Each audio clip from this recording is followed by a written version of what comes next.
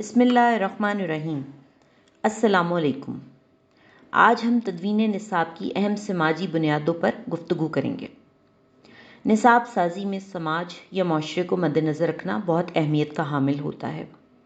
تمام تعلیمی ماہرین، جن میں جان ڈیوی اور کئی دیگر ماہرین شامل ہیں، نے نصاب سازی میں سماج کو سب سے زیادہ اہمیت دی ہے۔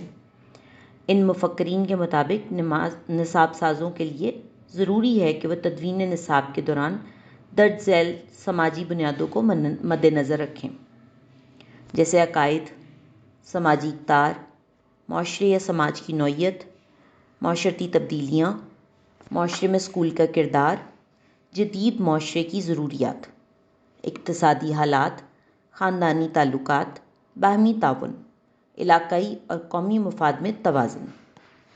عقائد کے بارے میں، کسی بھی معاشرے میں رہنے والے افراد کے لیے سب سے اہم عنصر ان کے عقائد ہوتے ہیں۔ ہر کوئی نہ تو کسی مذہب یا عقیدے کا پیروکار ہوتا ہے اور نہ بھی کسی اس کے برعکس کچھ بھی برداشت کرنے کے لیے تیار نہیں ہوتا۔ اس لیے نصاب تعلیم تربیت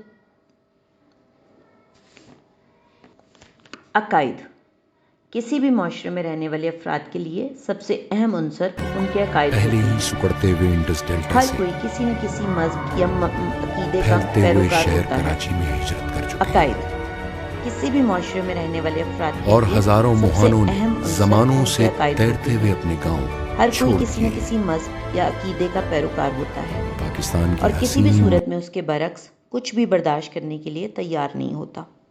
اس لیے نصاب تعلیم ترتیب دیتے ہوئے معاشرے میں رائج عقائد کو مد نظر رکھا جاتا ہے۔ مثال کے طور پر پاکستان ایک مسلم ملک ہے جس میں رہنے والوں کی اکثریت مسلمان ہے، لہٰذا یہاں پائے جانے والے عقیدے کے مطابق نصاب تعلیم ترتیب دیا جاتا ہے۔ اگر نصاب تعلیم ترتیب دیتے ہوئے عقائد کو مد نظر نہ رکھا جائے تو سماج میں بگاڑ پیدا ہو سکتا ہے، جو بعض اوقات انتہائی پیچیدہ صورتحال بھی اختیار کر جاتا ہے۔